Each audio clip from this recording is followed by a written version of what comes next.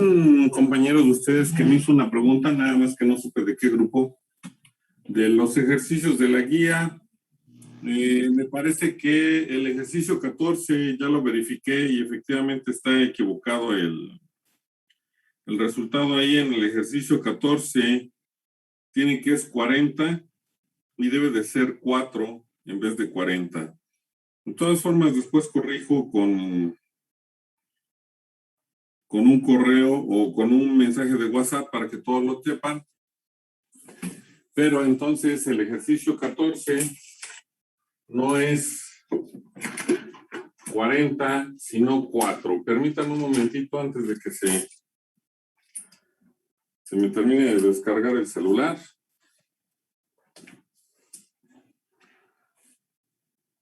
Bueno. ¿Alguna otra pregunta? No sé si era de este grupo esa pregunta de su compañero o era de otro grupo, no recuerdo. Entonces, ¿no era de aquí? Creo que no, profe. Bueno.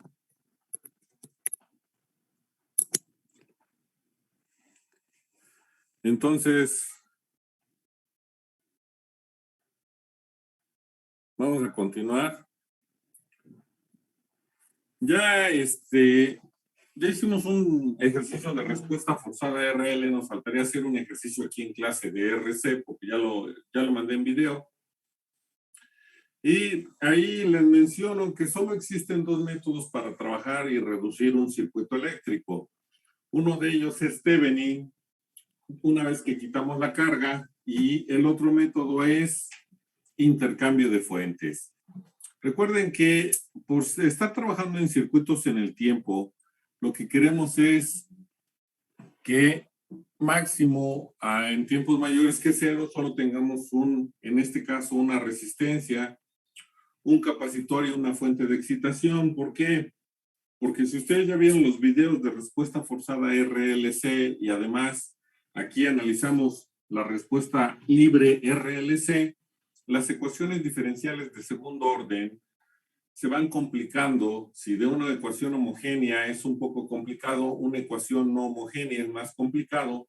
Si subimos de orden en cuanto a la ecuación diferencial, pues todavía va a ser más complicado lograr la solución. Por ello, ya todos los circuitos de un segundo orden o mayor se analizan con la transformada de Laplace. Ya no voy a hacer ni video ni vamos a ver respuestas totales RLC, porque lo único que haríamos sería trabajar demasiado con las ecuaciones para llegar a ellas, y al final en realidad ese tipo de circuitos se analizan con transformada de Laplace para llegar más rápido a la solución.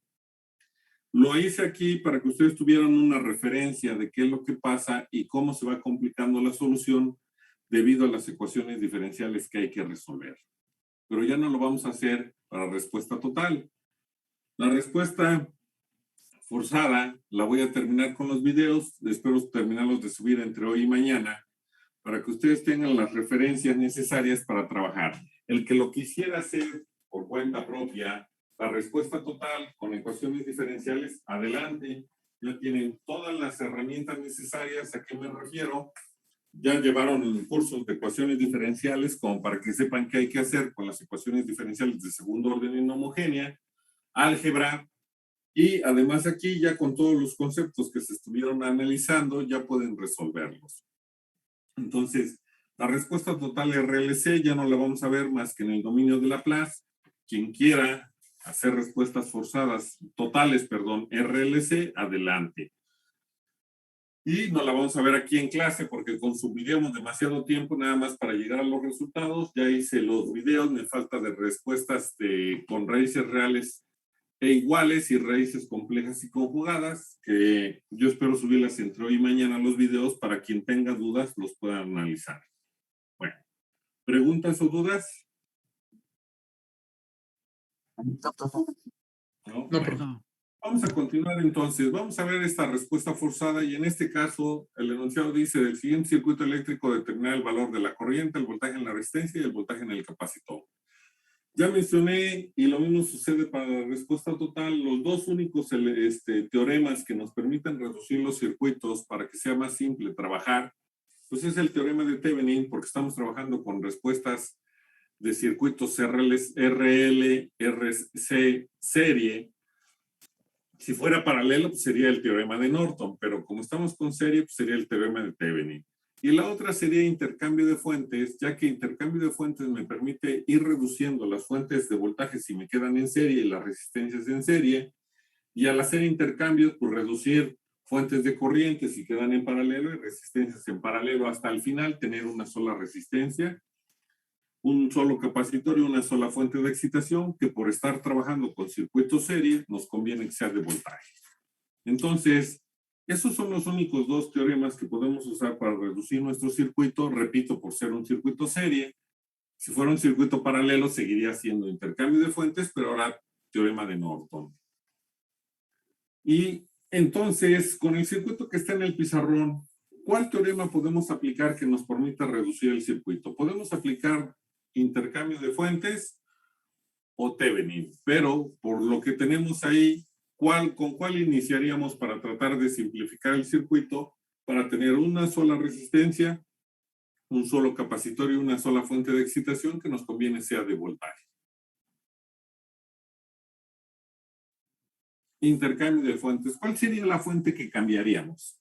De voltaje.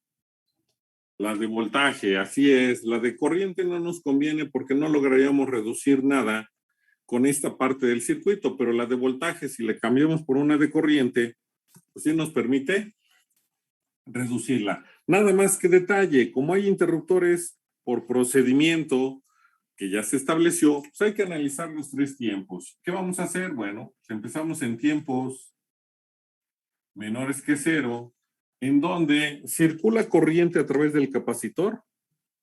No circula. No hay corriente. No hay corriente, por lo tanto no hay o no existen condiciones iniciales para este circuito. Ya podemos trabajar en tiempos iguales a 0. ¿Cuántos interruptores tiene mi circuito? 1. ¿Cómo está ese interruptor? Está abierto, pasa cerrado. Entonces lo que se va a hacer es cerrarlo. Ya podemos trabajar en tiempos mayores que 0, en donde la estructura que nos quede es la que tenemos que analizar para ver de qué manera la reducimos si es que tiene más de un elemento de lo que deseamos, es decir, si hay más de un capacitor, que nos quede un solo capacitor. Si hay más de una resistencia, que nos quede una sola resistencia. Y si hay más de una fuente de excitación, que nos quede al final una sola fuente de excitación. Entonces, lo que vamos a hacer es reducirla hasta lograr tener uno de los elementos de cada uno de los elementos que necesitamos. Tenemos nuestro circuito eléctrico en donde tenemos nuestros elementos. Tenemos la fuente de 60 volts, la resistencia de 4 ohms, la resistencia de 2 ohms, una fuente de corriente de 4 amperes, una resistencia de 3 ohms, una resistencia de 8 ohms y por último el capacitor de 10 milifarad. Entonces, una vez que ya establecimos con qué circuito vamos a tener que trabajar e identificamos que nuestro problema son las fuentes de corriente, las fuentes de excitación y las resistencias, pues ya dijimos que empezamos con el trabajo para reducirlo y ya me mencionaron que sería aplicando intercambio de fuentes porque el circuito lo permite. Entonces vamos a aplicar intercambio de fuentes.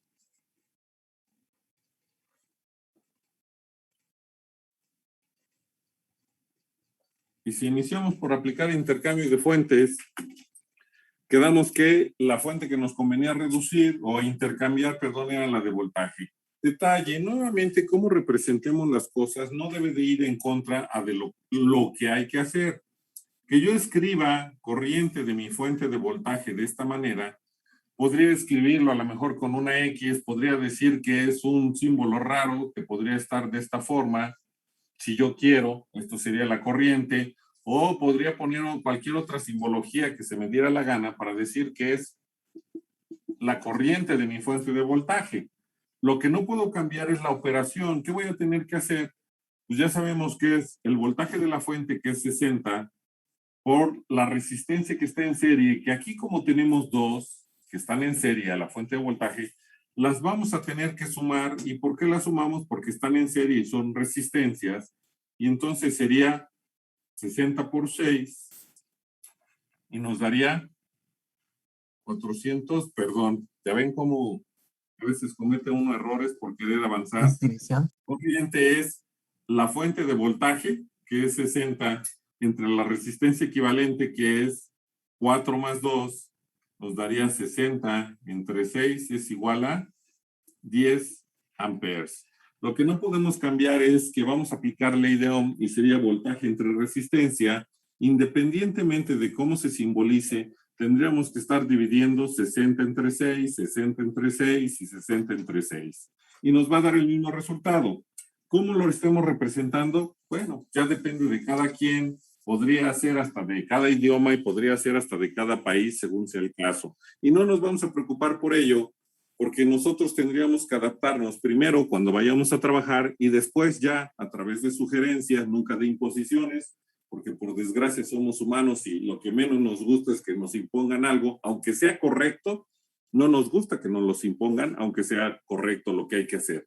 Entonces, de preferencia, cada vez que quieran modificar algo, pues hay que hacer sugerencias de tal manera que la gente acepte esos cambios sin tanto problema.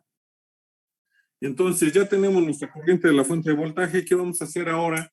Pues vamos a escribir nuestro circuito nuevo, en donde la fuente que teníamos conectada ya no es de voltaje, es de corriente, queda en la misma dirección de la cual se origina, que vale 10.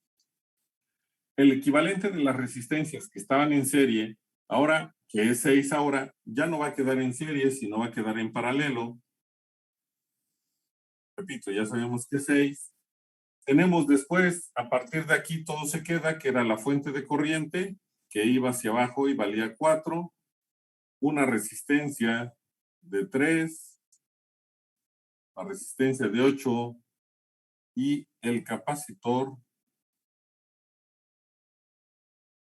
de 10 milifarad. Ahora sí, porque haberme quedado fuentes de corriente en paralelo, las podemos reducir haciendo ¿qué? ¿Qué hacemos con esas dos? Se resta. ¿Mandé? No escuché bien. Se resta. Se restan en este caso porque van en sentidos contrarios. Y las resistencias que están en paralelo, ¿cómo las reducimos? Pues podemos hacer el inverso de la suma de los inversos o el producto entre las sumas si son de distinto valor o cualquiera de ellas entre dos si son del mismo valor porque nada más tenemos dos resistencias. Si hubiera más de dos resistencias en paralelo, pues no nos queda más que la opción de el inverso de la suma de los inversos. Recuerden que tenemos tres opciones siempre que tengamos solo dos resistencias en paralelo. Bueno, entonces, ¿qué vamos a hacer?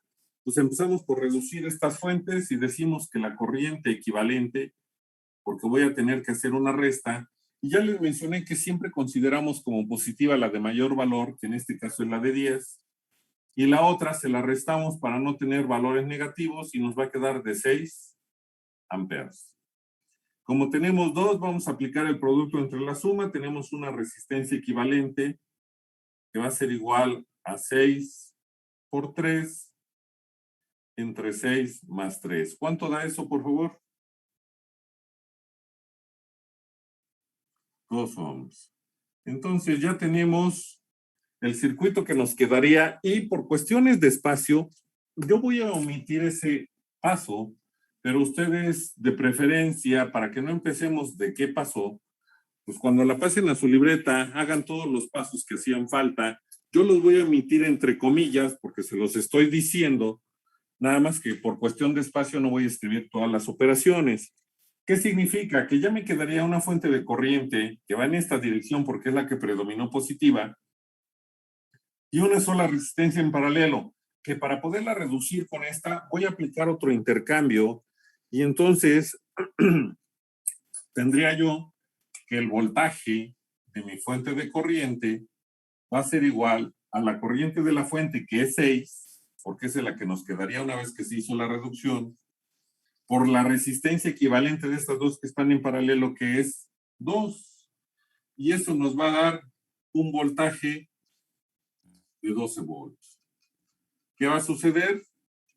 Que a mí ya me va a quedar un circuito ahora en donde en vez de tener la fuente de corriente, que no estoy escribiendo ese paso, que lo estoy brincando entre comillas, me va a quedar una fuente de voltaje en la dirección de la que predomina, que es la que es positiva y vale 10, va hacia arriba, sigue siendo hacia arriba. La resistencia de 2 equivalente ya no va a quedar en paralelo, sino va a quedar en serie. Y tenemos los demás elementos, que serían la resistencia de 8 y el capacitor de 10 milifarad. Esta fuente vale 12. Y entonces, ya puedo decir, si hago una reducción, digo que mi resistencia equivalente de este circuito, o si no quiero llamarle equivalente porque ya somos un equivalente, puedo decir que es la resistencia total. ¿Y por qué puedo decir que es la resistencia total? Porque ya no va a haber más resistencias por reducir, y va a ser igual a 2 más 8. Y entonces la resistencia total va a ser igual a 10 ohms para este circuito.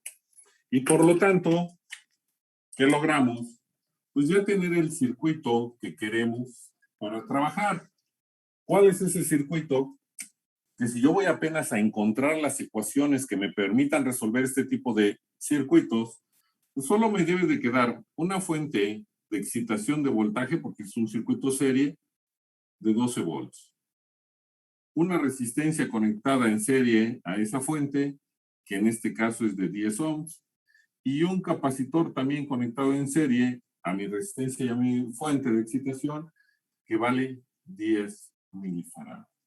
Ya tengo el circuito que yo quiero para que no me sea complicado resolverlo, ya que hablar de ecuaciones diferenciales implica mucho trabajo matemático que posteriormente lo vamos a omitir con Laplace. Pero no está por demás saber el comportamiento de los circuitos en el tiempo. Como ya tenemos el circuito que se deseaba, tendríamos que empezar por aplicar leyes de Kirchhoff de voltaje, recordando que pues, tenemos que darle sentido a nuestro circuito y vamos a trabajar siempre en el sentido convencional de la corriente, que es de más a menos. Se me olvidaba, no sé si lo comenté, pero lo comento ahora, porque luego tenemos ese problema, sobre todo cuando llegan a electrónica. Está el otro sentido de la corriente, que es precisamente el sentido electrónico, que es de menos a más. ¿Por qué no proliferó o por qué no se maneja el sentido electrónico como que es el correcto? Porque ya está demostrado que la corriente va de menos a más y no de más a menos. ¿Por qué se descubrió 200 años después de que se estuvo trabajando con el sentido convencional? Y no solo tiene ese detalle. El otro detalle es que el resultado final no cambia en cuanto a magnitud. Si con el sentido convencional de la corriente da 10 volts, el resultado final, con el sentido electrónico cambia a menos 10 volts y para desgracia todavía, la mayoría de los voltajes que trabajamos, o no, si no es que todos, son positivos y no negativos. Hay circuitos electrónicos que efectivamente necesitan un voltaje negativo, pero se adaptan nada más para ese circuito electrónico y no alimentamos con menos 120 volts a las casas en vez de 120 volts. Por ello es que el sentido electrónico solo lo usan los electrónicos, no la parte eléctrica, porque no cambia de manera significativa el resultado que se obtiene.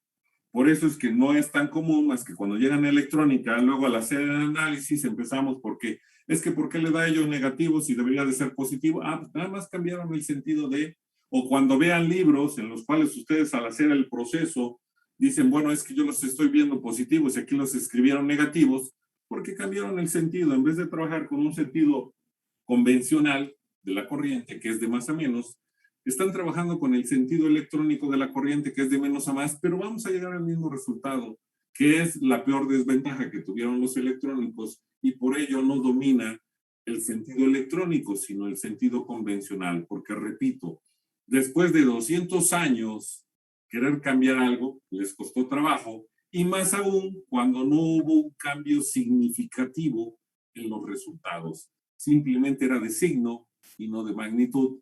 Entonces, Era más fácil conservar lo que ya se tenía que modificar todo lo que había que cambiar.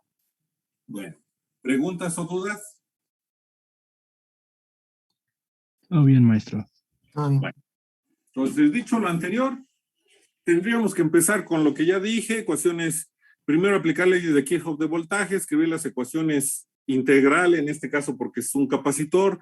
¿Cuál es el detalle de las respuestas forzadas y respuestas totales que no podemos derivar para encontrar el resultado? Siempre hay que hacer un cambio de variable. ¿Por qué? Porque el resultado va a estar en función de un término constante que es el de la fuente. Y si derivamos el término constante, pues nos da cero y entonces dejamos de obtener una respuesta forzada, una respuesta total y la condicionamos a hacer una respuesta libre y no es correcto. Por ello, siempre que trabajemos con los elementos en los cuales tengamos que usar una integral, no podemos derivar directamente el resultado, sino tenemos que hacer cambios de variables que nos permitan primero eliminar la integral y ya después cuando tengamos las derivadas, si hay que volver a derivar, ya no tenemos el problema de que el resultado vaya a estar equivocado. Es correcto, aunque la parte constante se haga cero, pero porque ya establecimos un criterio en el cual la parte constante permanece y nos va a dar el resultado. Entonces, siempre que se tenga una integral en respuestas forzadas o totales, no se deriva la expresión que obtenemos originalmente, sino cambiamos de variable de tal manera que no vamos a obtener a la mejor a la corriente como resultado, pero sí otra que nos va a proporcionar el resultado de ese circuito. Repito, no lo voy a hacer todo el proceso porque ya está en las notas. Ustedes lo van a hacer cuando yo suba la respuesta, ya está la respuesta forzada de un circuito RC en el circuito que está ahí en YouTube, que son 3 videos, me parece, que juntos da como 30 minutos. Van a ver todo el proceso matemático que se sigue y vamos a llegar a la misma expresión. La expresión que se obtiene siempre es la de la carga cuando trabajamos con un capacitor porque es la más común. A veces se obtiene el voltaje del capacitor, pero es menos común esa ecuación y de todas formas una u otra nos va a dar el mismo resultado. Entonces, como en los videos me parece que utilicé la carga, pues vamos a trabajar aquí con la carga. ¿Qué significa? Que ya de este circuito, si yo empiezo a trabajar con leyes de Kirchhoff de voltaje, hago cambios de variable, derivo igual a cero, sustituyo, calculo la constante y hago todo el proceso, voy a llegar al mismo resultado siempre, que me dice que la carga, permítanme un momento, que la carga va a ser igual a menos la tensión de la fuente de excitación por el valor del capacitor por una exponencial elevada a la menos 1 sobre RC por T más la tensión de la fuente de excitación por el voltaje del capacitor y son coulombs. Esa es la expresión que es más que suficiente que ustedes se aprendan para cualquier circuito RC respuesta forzada y con esos datos vamos a llegar a la solución de cualquier circuito RC respuesta forzada. No necesitamos más, porque con esa sola ecuación vamos a poder calcular, aunque aquí no nos las pidieron en el enunciado, pero es la que vamos a obtener primero. Con ella vamos a poder obtener a la corriente, vamos a poder obtener el voltaje de la resistencia y el voltaje del capacitor. Entonces, ¿qué hacemos para que sea más fácil ya trabajar? Tenemos nuestra ecuación general, sustituimos datos. ¿De qué manera? Bueno, nuestra carga, ¿qué nos va a quedar? Pues hay que multiplicar la tensión de la fuente, que es 12, por el valor del capacitor, que son 10 milis. ¿Cuánto nos da eso, por favor?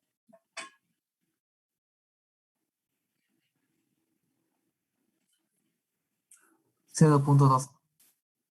0.2. 12. Bueno, nos va a dar perdón, me falta el signo menos, si no luego cometo errores, menos 0.2 por el, 12. ¿cuánto da 1 sobre RC? Es 0.12. ¿Perdón? 1 Es sobre menos 0. RC. No, Ah, es ahí. Es punto 2. 0.12. 12. Perdón. ¿Por E a la qué?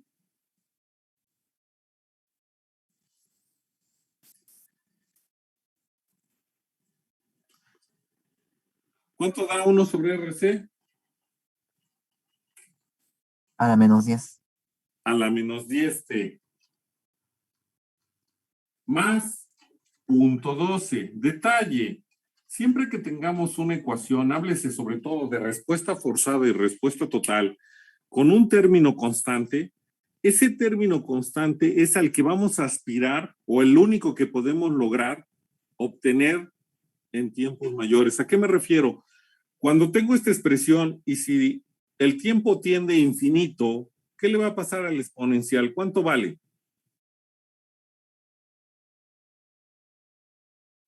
¿Puede quedar 0?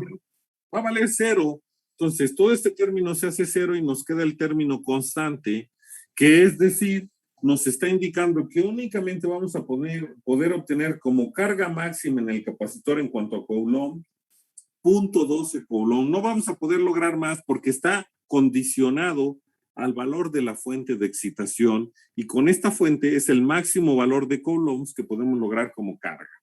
Bueno, vamos con el otro valor que una vez que obtenemos la carga, para no tener que hacer otras ecuaciones, pues vamos a obtener el voltaje del capacitor. ¿Por qué el voltaje del capacitor? Porque ese es igual a la carga entre el valor del capacitor. ¿Cuánto da menos 0.12 entre 10 exponente a la menos 3? ¿Cuánto queda?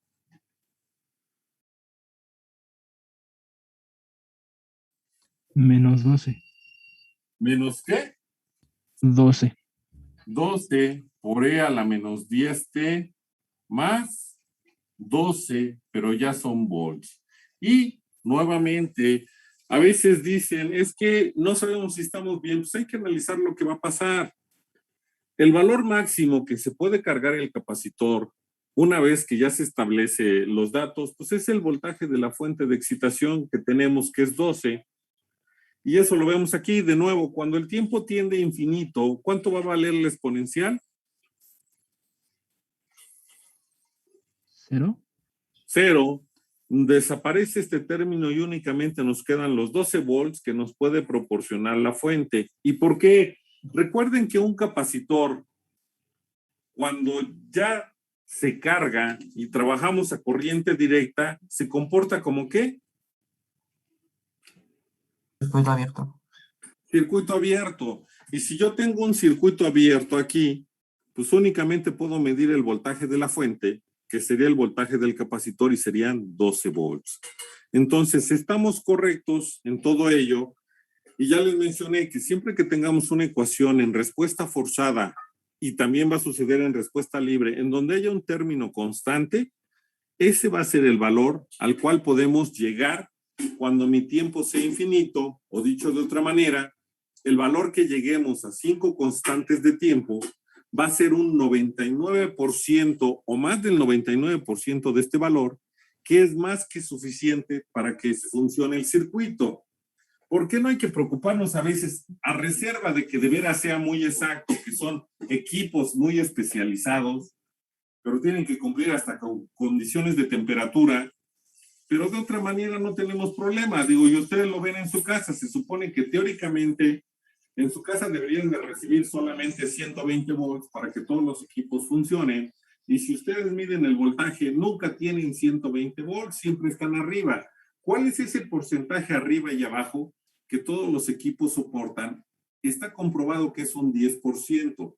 ¿A qué me refiero? Que si ustedes tienen 134 volts o un poco más, casi hasta 140 volts, los aparatos electrodomésticos van a funcionar sin problema y no es factible que se quemen porque tienen ese rango para soportar. Y si están hacia abajo, en vez de 120 volts, tienen 108 volts, o 110 volts, o 112 volts, o 105 volts, los equipos electrodomésticos siguen funcionando de manera correcta. Cuando se va más allá del 10%, no siempre hay problemas, pero es muy factible que existan. Por eso el rango que se maneja es un 10% de error. Salvo casos especiales, repito, no siempre. Pero sí hay sus casos especiales en los que dicen, si no tengo 0.5 volts exactamente y tanto de amperes y además una temperatura de 24 grados siempre, tu equipo no va a funcionar, pero son condiciones para equipos especializados y no equipos comunes, porque entonces serían muy caros y no todos tendrían acceso a ellos. Entonces, por eso no nos preocupemos cuando los rangos no necesariamente sean exactos, a reserva de que de veras el equipo requiera esos valores tan específicos. Primero hay que ver con qué equipo estamos trabajando y si trabajan con esos rangos de 10 o más, menos 10%, no empecemos con que es que tengo 110 volts y no puede funcionar. Claro que va a funcionar. Que tengo 137 volts, claro que va a seguir funcionando. El problema es que ya tengamos 150 volts porque estamos muy arriba o tengamos 90 volts, entonces estamos muy abajo. Hay que tener cuidado con ese uso de valores porque mientras no nos pidan exactitud, podemos jugar con la tolerancia que de manera general son un 10%, hacia arriba o hacia abajo del valor que tenemos que usar. ¿Preguntas o dudas?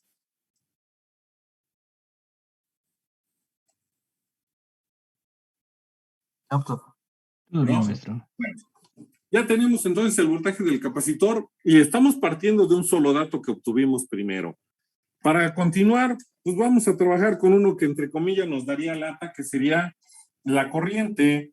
¿Y cómo vamos a obtener la corriente? Pues ya sabemos que la corriente cuando hay un capacitor, ¿cómo la podemos obtener? La derivada de la carga con respecto al tiempo. Exactamente, la derivada de la carga con respecto del tiempo. ¿Por qué no nos importa que digamos que es la corriente del capacitor? Porque ¿cómo están conectados mis elementos? En serie. Serie. En serie, la corriente de elementos en serie es la misma. Aunque yo calcule primero la corriente del capacitor, va a ser la misma para todos los elementos. Por eso no nos interesa, y esa es la ventaja de trabajar con el circuito serie en este caso. Entonces, si hacemos la derivada de la carga, este término es constante, nos va a dar 0. La derivada de una exponencial no es mucho problema, que sería menos 0.2 por menos 10. Nos daría entonces, ¿cuánto? 1.2, ¿no? ¿O estoy mal? No. ¿Cuánto nos daría? Sí, 1.2, ¿no? Por E a la menos 10t y son amperes. Sí estoy correcto, ¿no? Menos 0.12 por menos 10 nos da 1.2. Sí, maestro. Bueno, Sí. y por último, el voltaje de la resistencia. Y ya se sabe que siempre es la resistencia por la corriente. Ya tenemos la corriente, ya se calculó. El valor de la resistencia es 10. Pues el voltaje de la resistencia para este circuito pues va a ser igual a 12 por E a la menos 10t y son volts. Y con eso ya estaríamos calculando todas las variables para el ejercicio, ¿sí? Que con eso estaríamos terminando. ¿Preguntas, dudas, aclaraciones, comentarios, sugerencias? No, profe. ¿No? Bueno, este ejercicio ya lo terminamos. Voy a subir la imagen, finalizo la sesión y empezamos una sesión nueva porque vamos a ver una respuesta total RC, aprovechando que ya está el enunciado ahí. Y nos faltaría ver una respuesta total RL. Y con eso ya damos por terminado el primer tema y lo más probable es que el examen sea el lunes 29. 29 o 27, permítame. Ahorita les digo, no, 29, no, 27, perdón.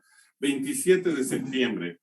Así es. Entonces, para ese día, para el día lunes que les había yo comentado que iba a hacer la guía, la vamos a cambiar para el día miércoles 22 y lo de los videos sigue quedando para el jueves 23. Entonces, de todas formas, ahorita continuamos en la siguiente sesión por si alguien tuviera alguna duda. Mando la imagen, finalizo la sesión y continuamos con la clase.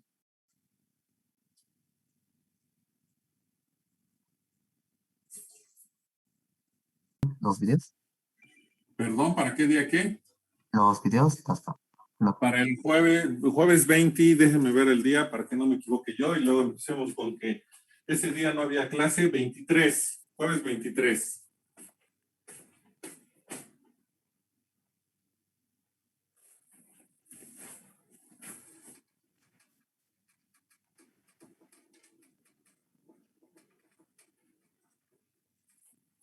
Bueno.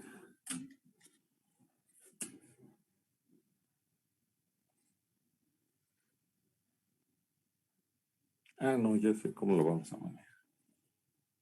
No, no.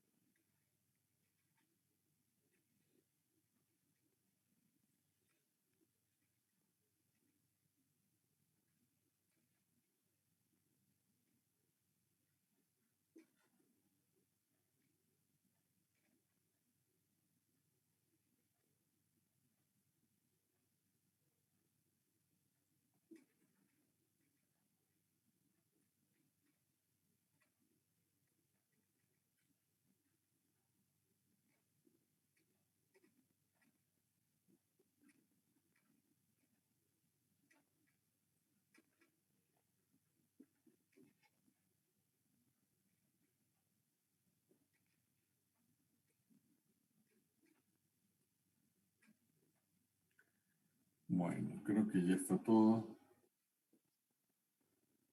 Entonces, ¿dudas o preguntas? ¿Ninguna? Ninguna duda, profe. Bueno, entonces vamos a continuar.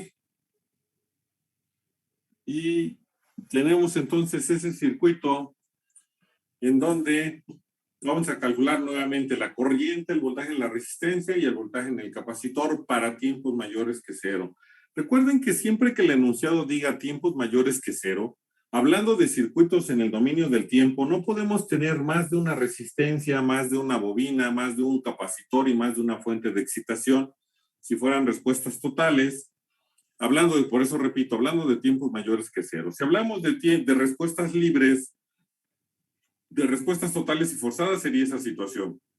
De respuestas libres, no puede haber más de una resistencia, más de una bobina y más de un capacitor en tiempos mayores que cero.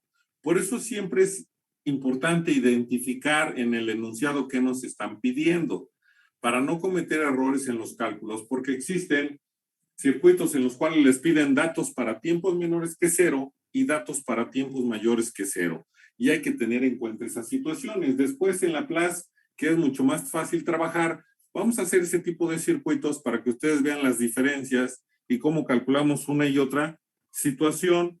Si en el tiempo sería lo mismo, la diferencia es que, bueno, vamos a ocupar ecuaciones diferenciales, mientras que en la PLAS pues vamos a usar todo lo que ya conocen de mallas, divisor de voltaje, ley de Ohm. Ya vamos a poder usar todas las ecuaciones eléctricas que conocen para resolver circuitos eléctricos. Bueno, entonces, regresando, tenemos interruptores, ni modos, por protocolo, hay que empezar en tiempos menores que cero, en donde ya sabemos que en tiempos menores que cero únicamente vamos a obtener a quiénes,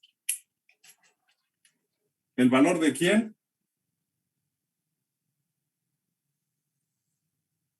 ¿De la carga del capacitor? ¿El voltaje del capacitor? Bueno, sí, pero como de general, para que si no fuera un capacitor, fuera una bobina. ¿A quién calculamos siempre tiempos menores que cero? ¿Condiciones iniciales? Condiciones iniciales del elemento que tengamos, sea un capacitor o una bobina. En este caso, por la posición de los interruptores, ¿qué elemento no vamos a considerar en tiempos menores que cero que influyan sobre el capacitor? ¿A cuáles no consideramos? La resistencia de 10 y la Y la fuente fuente de... de 20.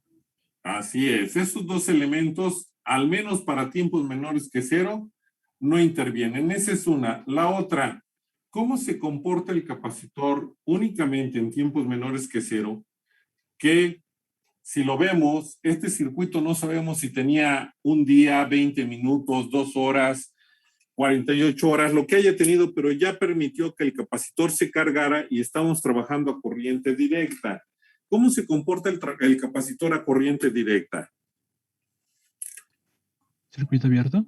Como un circuito abierto. Entonces, entre estas dos terminales vamos a tener que calcular el voltaje del capacitor en tiempos menores que cero, que ya saben que indicamos con una flecha cómo vamos a calcular esa condición inicial, y esa flecha no nos vamos a preguntar cómo la damos, porque lo he mencionado todo el tiempo, que la dirección de las condiciones iniciales para no cometer errores nos los determina la fuente, y si hubiéramos seguido el recorrido sería hacia abajo, por eso dejamos esta dirección.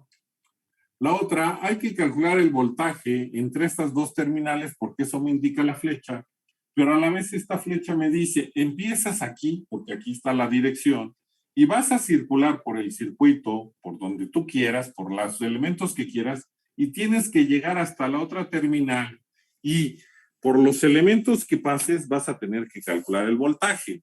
Recomendación, siempre hay que seguir las trayectorias más cortas, porque eso me genera que haga yo o realice yo un menor número de operaciones que si me voy por las trayectorias más largas.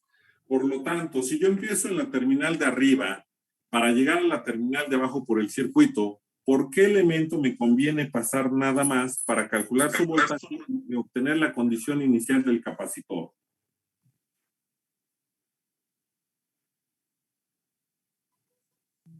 Por el voltaje de la resistencia 3. Así es, sería en la resistencia de 3. Ya identificamos que con calcular el voltaje en la resistencia de 3 ya obtenemos el resultado. Vamos a escribir la corriente de la malla porque siempre es necesario sentido convencional, y como la condición inicial está en función de esta corriente, por eso el voltaje siempre va a ser positivo, porque la caída de tensión en 3 va hacia abajo, la corriente circula hacia abajo y el voltaje se queda positivo. Esa es la razón de siempre asignarle el sentido a la condición inicial de acuerdo a la fuente de excitación para no tener signos negativos. Nos los podrían dar, entonces ahí sí lo tendríamos que calcular de acuerdo a como nos los están pidiendo, y si sale negativo, lo dejamos negativo. Pero si no nos dan una dirección, siempre la dirección se la damos nosotros en el sentido de la fuente de excitación para que el voltaje, en este caso del capacitor, nos quede positivo, y si fuera el caso, la corriente de la bobina nos quede positiva también. Bueno, con este circuito, ¿qué podemos aplicar para obtener el voltaje del capacitor? Divisor de voltaje. Divisor de voltaje, porque tenemos un circuito serie formado por resistencias y una fuente de voltaje. De acuerdo. Entonces vamos a aplicar divisor de voltaje.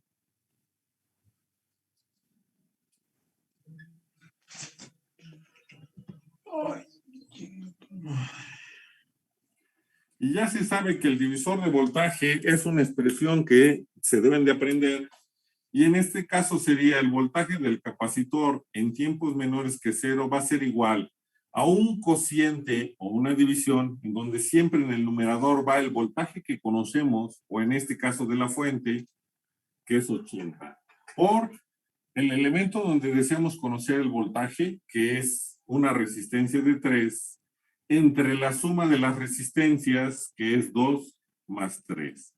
¿Cuánto va a dar ese voltaje, por favor?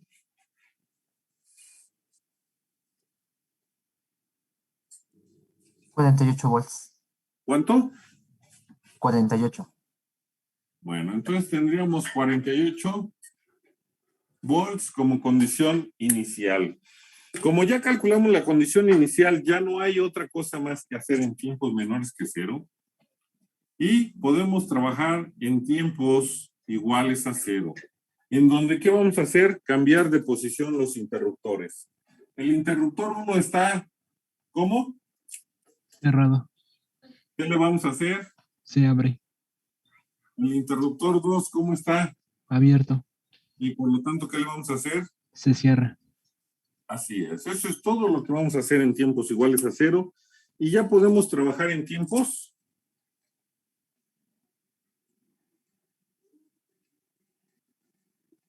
mayores que cero. ¿Dónde? ¿Qué vamos a analizar? Bueno, vamos a analizar el circuito que en tiempos mayores que cero quede donde está el capacitor. Al momento que abrimos el interruptor 1, y cerramos el interruptor 2, ¿cuál sería el circuito que vamos a tener que trabajar en tiempos mayores que 0 y que contenga el capacitor? ¿Cuántos elementos vamos a tener?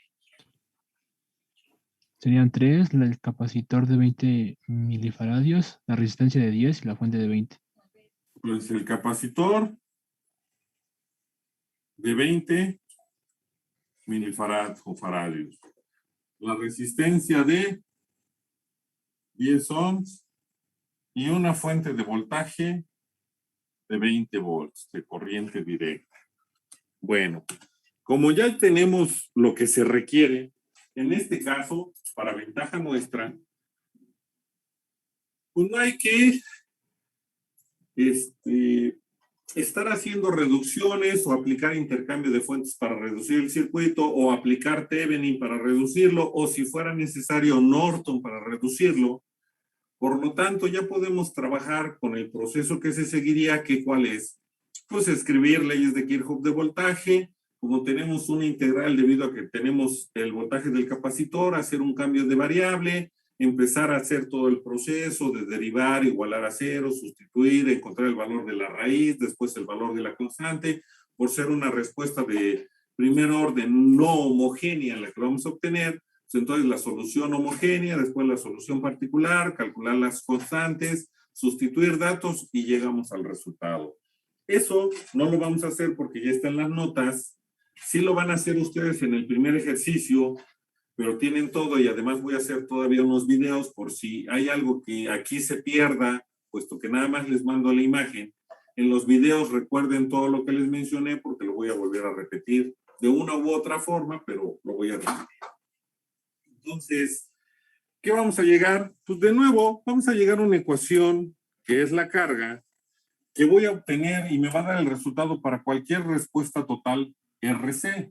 Y me dice que la carga va a ser igual a la condición inicial del capacitor en tiempos menores que 0 por el valor del capacitor por una exponencial elevada a la -1 sobre RC por T menos la tensión de la fuente de excitación en tiempos mayores que 0 por el valor del capacitor por E a la -1 entre RC por T más la tensión de la fuente de excitación en tiempos mayores que 0 por el valor del capacitor y son coulombs. A esa expresión vamos a llegar después de hacer todo el proceso que ya está, repito, en las notas, que lo voy a volver a explicar en un video de YouTube y que van a tener que poner en el primer ejercicio nada más de respuesta total de las guías y hacer las gráficas, mientras que para los demás ya no, ya nada más llegamos aquí a este punto y vamos a sustituir como ahorita. Pero lo tienen ya en las notas para que no empecemos, es que no vimos un ejercicio donde se hiciera todo el procedimiento, lo tienen en las notas y ya vimos varios donde sí se hizo todo el proceso como para que alguien diga, pues no entendí, pues entonces estamos mal porque no estamos siguiendo procesos ni aprendiendo conceptos, sino que aprendiéndonos el ejercicio, que no siempre es lo mismo. Bueno, ¿preguntas, dudas?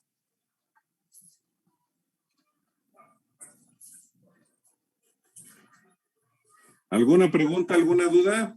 No, profe. Bueno, entonces ya iniciamos con la sustitución de datos. Voltaje del capacitor en tiempos menores que 0 es 48 volts. Valor del capacitor, 20 milifarad. ¿Cuánto nos va a quedar la carga en el primer término de la expresión? Que sería 48 por 20 exponente a la -3.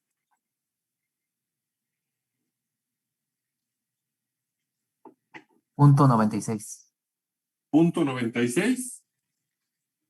Punto 96 por E a la. ¿Cuánto da 1 sobre RC nada más? Donde R vale 10 y C vale 20 milis. 500.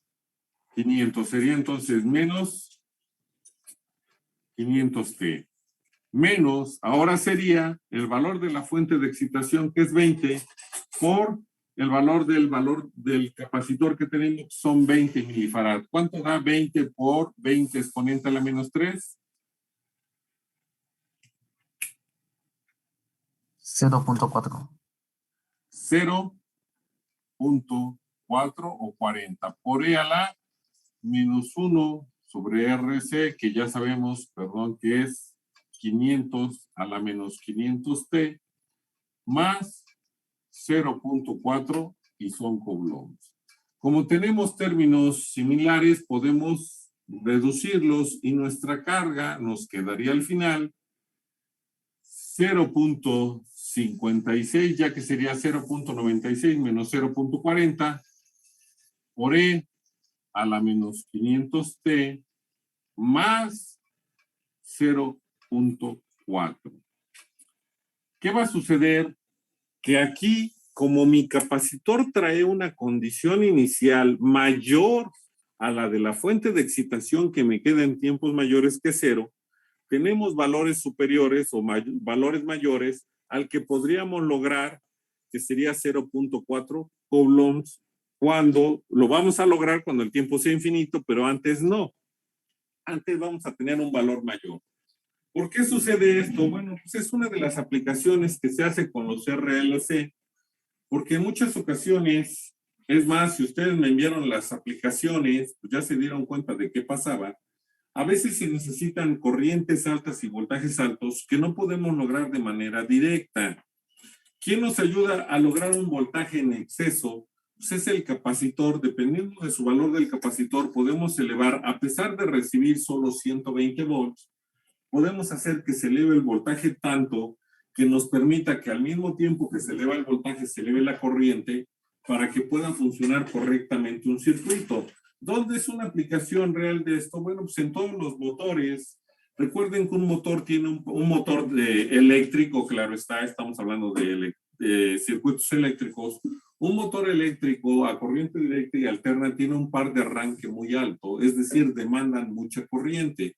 Como no podemos elevar la corriente de manera directa porque necesitaríamos un devanado, es decir, un transformador con un devanado muy robusto y a veces ocuparía mucho espacio, lo hacemos a través de un capacitor que nos eleva el voltaje y al momento que nos eleva el voltaje por ley de Ohm y correspondencia directa, se eleva la corriente y es la manera en que se trabaja. Elevamos el voltaje, se eleva la corriente y podemos hacer que funcione el motor. Si ustedes tienen en su casa cisterna para subir agua al tinaco, se habrán dado cuenta que cada vez que encienden la bomba o la ponen a funcionar la bomba, que es un motor eléctrico, o en su caso enciende en forma automática, disminuye por un instante de tiempo pequeño.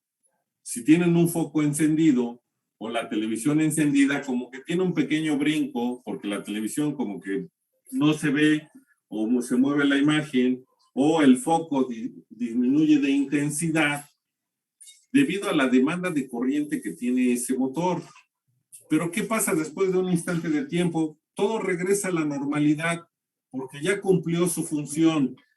Es decir, el capacitor le proporcionó el voltaje necesario aumentando la corriente para que arrancara el motor y una vez que arranca, estamos hablando de tiempos muy cortos, se estabiliza y ya funciona sin ningún problema con los 120 volts y los 15 amperes que recibe. Y eso sucede con muchos circuitos que a veces, hasta en circuitos electrónicos, a veces se necesita un disparo, generalmente en electrónica se le llama disparo. ¿Qué es esto? Es un pulso alto que me permite que el circuito o el integrado funcione de manera correcta y ya haga lo demás sin necesidad de otro pulso. Simplemente necesita recibir ese pulso para funcionar y después ya se queda, se llama, o bueno, coloquialmente decimos, se queda anclado, es decir, ya se queda con el funcionamiento hasta que se desconecta todo o hasta que se le da otro pulso para que ahora se desenclave y haga otra función.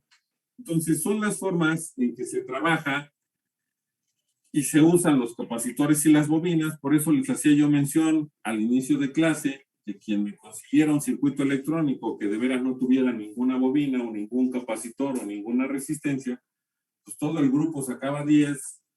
Claro, ese circuito electrónico tenía que estar funcionando y lo íbamos a abrir ahí en ese momento la persona a través de Zoom, en vivo y a todo color, para ver que no tenía capacitores o bobinas o resistencias.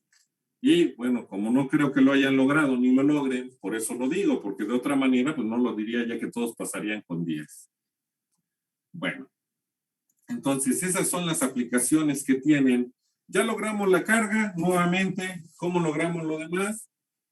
Si ya tenemos la carga, vamos a calcular de una vez el voltaje del capacitor. ¿De qué manera?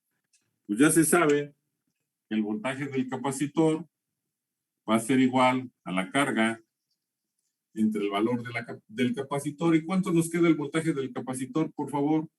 Sería 0.56 entre 20 exponente a la menos 3.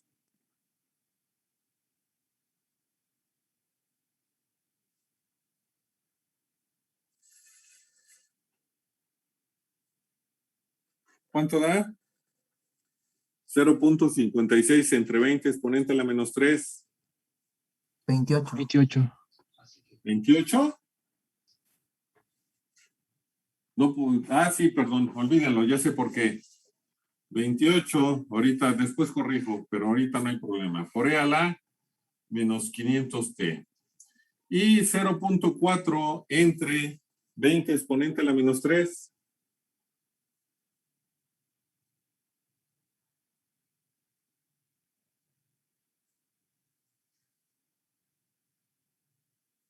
$20. 20, así es. Esos son los valores constantes que les había yo dicho que en una respuesta forzada y en una respuesta total, cada vez que alguna expresión tenga un término constante, son los valores máximos a los cuales vamos a poder llegar con las fuentes que tengamos para tiempos mayores que 0. ¿Por qué? Porque recuerden que el capacitor ya traía una carga. Por eso puede lograr que en ese pequeño instante de tiempo, ahorita vamos a saber cuál es ese pequeño instante de tiempo, yo pueda tener un voltaje muy grande y después voy a llegar a máximo 20 volts, que son los que yo necesito para que el circuito funcione. Entonces ya tenemos nuestro voltaje del capacitor. Vamos ahora con la corriente del circuito, que ya se sabe que la obtenemos a través de la derivada de la carga con respecto del tiempo. Tenemos a nuestra carga, la derivamos, el término constante se hace 0 y únicamente nos queda 0.56 por menos 500. ¿Cuánto nos va a dar? Menos 280. Menos 280. Maestro. Bueno, por E a la menos 500t. No hay problema por eso. Maestro, tengo una pequeña duda. Dime. Bueno, al realizar 1 sobre R por C, me dio a la menos 5, no a la menos 500. Yo les pregunté y me dijeron 500. No, está mal, es a la menos 5. ¿Es cuánto? A la menos 5. A la menos 5. Sí, está bien. A ver, chéquenme ese valor, por favor. Porque si no, no nos va a dar el resultado. Sí, está bien. A la menos 5. Bueno, qué bueno que lo corrigieron antes. Yo no estoy haciendo operaciones, las están haciendo ustedes. Por eso, aquí me lavo las manos. Cuando yo las haga, pues ni modos. Entonces, en este caso es a la menos 5. Y quiere decir que nos quedaría 0.56 por menos 5. ¿Cuánto nos queda? 2.8, ¿no? Algo así.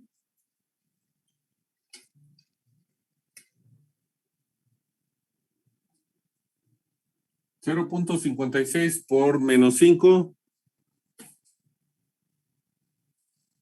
Menos 2.8. Menos 2.8. Ya decía yo que por qué estaba tan alta la corriente, pero bueno, ya se corrigió y ya ahorita salió el porqué.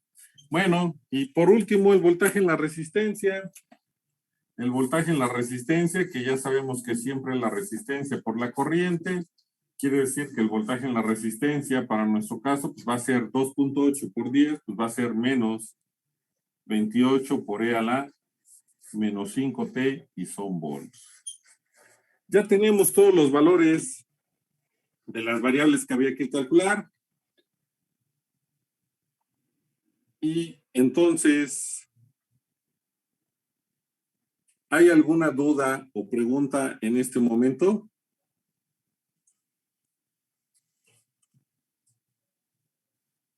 No, profe. ¿No? Bueno. Son el grupo 3.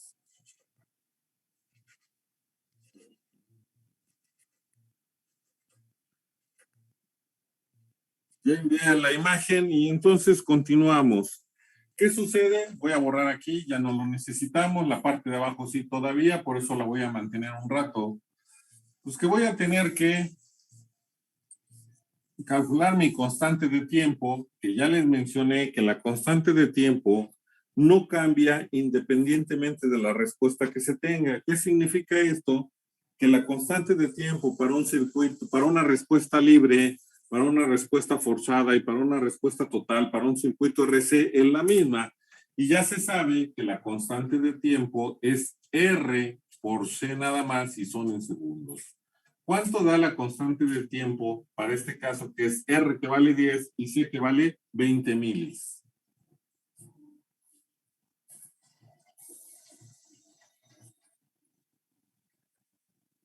¿Cuánto da?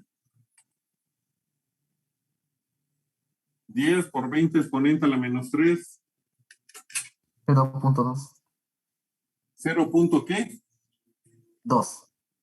2. 0.2 segundos. ¿Qué significa?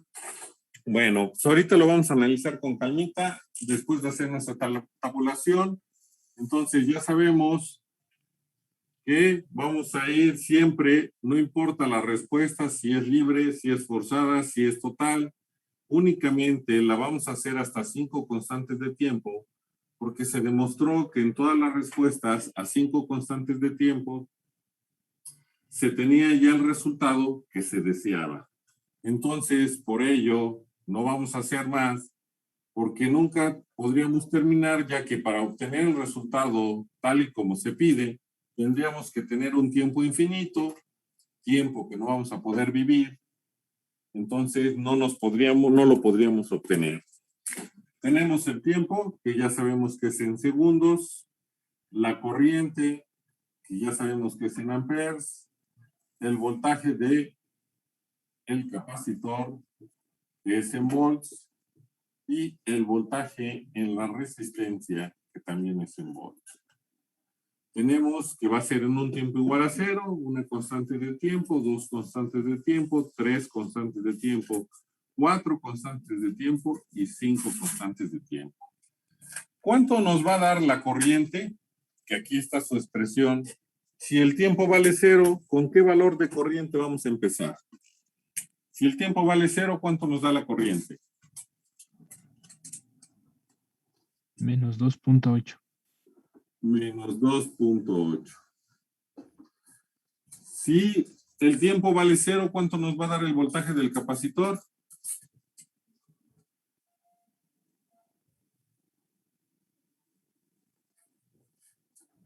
¿Cuánto? 20. No es cierto. Si el tiempo vale 0, ¿cuánto queda la exponencial? E a la Ah, no, 0. 48, perdón. ¿no? Ah, 48, eso sí. El voltaje de la resistencia, si el tiempo vale 0.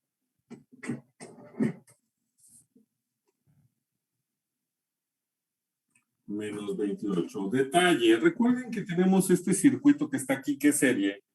Y si hubiéramos hecho todo el proceso, habríamos escrito las leyes de tiempos de voltaje que nos dice que el voltaje de la resistencia más el voltaje de la bobina menos la tensión de la fuente es igual a 0 si seguimos el sentido convencional de más a menos. Quiere decir que la suma de estos voltajes nos debe de dar 0. Si se dan cuenta, 48 menos 28, ¿cuánto nos queda? 20.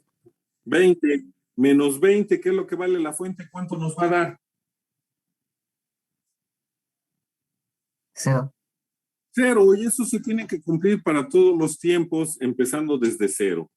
Ya podemos hacer el cálculo de cada una de ellas, que sería, recuerden que la ventaja de los RC y RL es que la exponencial nada más la vamos a dejar como menos 1, menos 2 y hasta menos 5, para no tener que sustituir los datos y nos va a dar el mismo resultado. Entonces, menos 2.8 por E a la menos 1, ¿cuánto nos queda?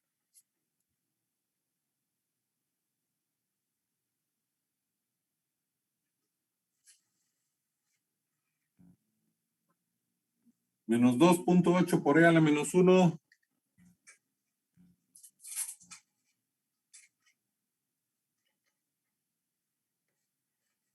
Menos 1.03. Menos 1.03.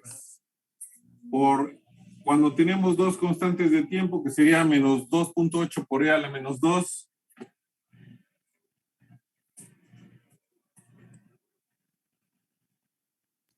Menos 0.37. 37. Sí, se puede redondar a 38, pero lo dejamos en 37. Lo podemos dejar en 37. En este caso no nos afecta tanto. Menos 2.8 por e a la menos 3. Menos 0.14. Menos 2.8 por e a la menos 4. Menos Menos 0. 0. ¿Qué? 0.5. 0.5. Y por e a la menos 5. menos 0.01. 0.1. Gracias. Vamos con el voltaje en el capacitor. Es decir, 28 por e a la menos 1 más 20.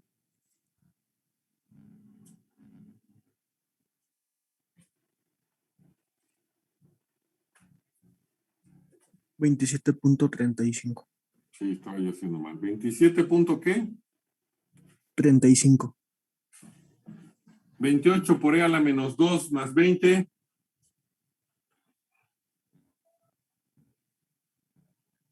23.78. 28 por e a la menos 3 más 20. 21.39. A la menos 4, ¿cuánto da? 20.51. Y a la menos 5, 20.18. 20.18. Ahora vamos con el voltaje en la resistencia. Menos 28 por e a la menos 1.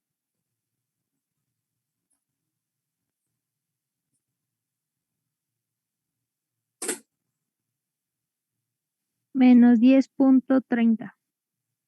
Ah, no creo. A ver, háganlo de nuevo. Ahorita les digo por qué no creo. Menos 28 por e a la menos Profe, 1. ¿Qué pasó? es Menos que 10. creo que el otro, el primero, o sea, en la primera constante de tiempo da 30.30. Ah, entonces sí se los creo. Entonces este da 30 punto ¿qué? 30. 30. Y ahora sí, el voltaje de la resistencia nos dio ¿cuánto? 10.30. Menos 10 puntos. Ahora sí lo creo. ¿Sí? ¿De dónde me estoy basando? Y a veces porque ustedes tienen que hacer esa situación. Recuerden que la suma de estos dos voltajes nos debe de dar 20 positivo, porque le vamos a restar los 20 y nos debe de dar 0. Con el valor que me dieron hace un momento y el dato que teníamos, pues no lograba yo 20, por eso dije no creo eso. Entonces es una manera a veces de darnos cuenta de los errores que vamos cometiendo, porque ya sabemos que nos debe de dar. Bueno, entonces 28 por e a la menos 2. Menos 3.78. A la menos 3. Menos 1.39. Menos 4. Menos 0.51. Y menos 0.18. ¿De acuerdo? Si se llega a cortar, porque a veces ya no me doy tiempo, ya hablamos que primero tenemos clase el lunes, ya sabemos que pues hay un pequeño puente, y entonces, ¿qué va a suceder con mi circuito? Si se llega a cortar, ustedes terminan las gráficas que yo no haya podido hacer, nada más hay que agregarla, yo voy a hacer dos. ¿Cuál voy a hacer? Bueno, la de la corriente, que ya sé que es negativa, su valor, aquí voy a tener, tenemos entonces, ¿sí? En donde tenemos una constante de tiempo, 2, 3, 4, 5 constantes de tiempo, y tenemos hasta menos 2.8.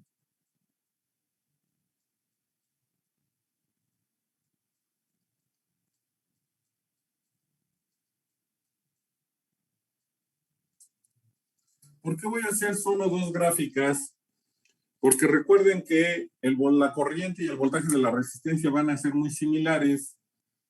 Por cuestiones de aquí va a ser -3, aquí va a ser -2, y aquí va a ser -1, aquí tengo 1, es la corriente del circuito en amperes, una constante de tiempo, 2 constantes de tiempo, aquí está 0, 3 constantes de tiempo, 4, 5 y el tiempo en segundos. Si la respuesta vale 0, tenemos que es -2.8, que estaría aquí.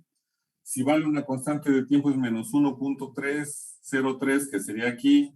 Después baja a 0.37, casi 4. Y así se va acercando hasta casi ser 0, que sería el comportamiento de una respuesta libre, más o menos, porque está en función de exponenciales. Con el valor del voltaje en el capacitor, me voy a enfocar en el valor de 48 volts aquí. Y aquí voy a tener un valor de 20 volts, que era el de... ustedes lo hacen bien, perdón, por cuestiones de tiempo. ¿Qué va a suceder en este caso? Que tenemos a la corriente, voy a escribir aquí los valores significativos, 20, aquí 48, aquí está IDT, perdón, voltaje del capacitor en el tiempo, en volts, la constante de tiempo, que ya sabemos cuánto vale, y este es el tiempo en segundos, y es 0. Tenemos un valor tope que vamos a tener que lograr, porque recuerden que el circuito que teníamos hace un momento tenía una fuente de excitación de 20. Como el capacitor obtuvo un voltaje de 48 volts en un tiempo igual a 0, parece que tengo una respuesta libre, pero no, tengo una respuesta total porque va a tender a un valor constante que es 20, ya que va a llegar a 30, una constante de tiempo que más o menos estaría aquí. A 2 constantes de tiempo va a ser 23. A 3 se va a acercar más a 20. Y así lo va a hacer hasta 5 constantes de tiempo, donde casi es 20. ¿Sí? Y parece que es una respuesta libre, aunque no es así, porque de un valor que tenía 48 va a tender a un valor constante que es 20. Este tipo de situaciones se presenta cuando yo necesito un pulso muy alto y después, vean esto, en 0.2 segundos, o sea, ni siquiera es un segundo lo que